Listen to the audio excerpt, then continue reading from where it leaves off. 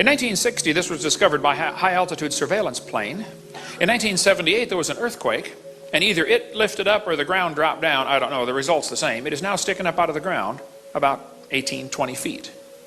But radar scans show that there are deck timbers, some kind of huge timbers in there. Apparently, some kind of big structure. They find iron rivets in there. The ark was bolted together. They knew about iron back then, not a problem. You can see some of the rivets at the Wyatt Museum south of Nashville, Tennessee.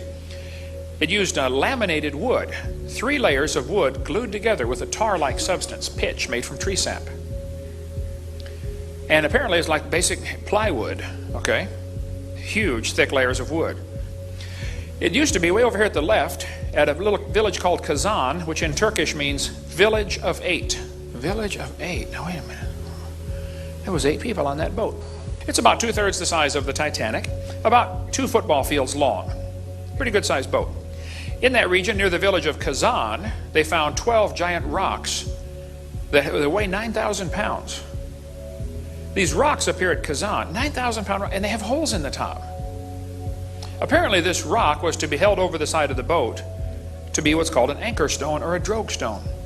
And the hole in the top of the rock is curved. I have drilled a lot of holes in my life. I've done a lot of building construction. I don't know how you would drill a curved hole through a rock. But there they are.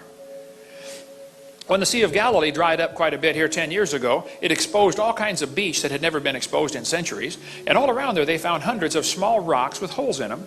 It's a common practice in stormy areas like that to put rocks around the side of the boat to keep the boat stabilized. What this would do, this would make the boat stable during stormy weather. It's almost like you're anchored to the water, if you can imagine that. And if it really gets windy, the rocks are going to drag behind you, and now you're always perpendicular to the waves. You can't capsize. And some people think it might have had a moon pool in the center because a long ship has trouble going over the waves. It tends to lift up and the ends are exposed and it tends to flex or break in the middle. Well, if Noah's Ark had a moon pool, that would solve the problem. What it is, it's a hole in the center. As the waves go up and down, the water goes up and down inside that hole. Of course, you got a wall built up on the inside. It's called a moon pool. As the water goes up and down inside that moon pool, going over the waves, it acts like a giant piston,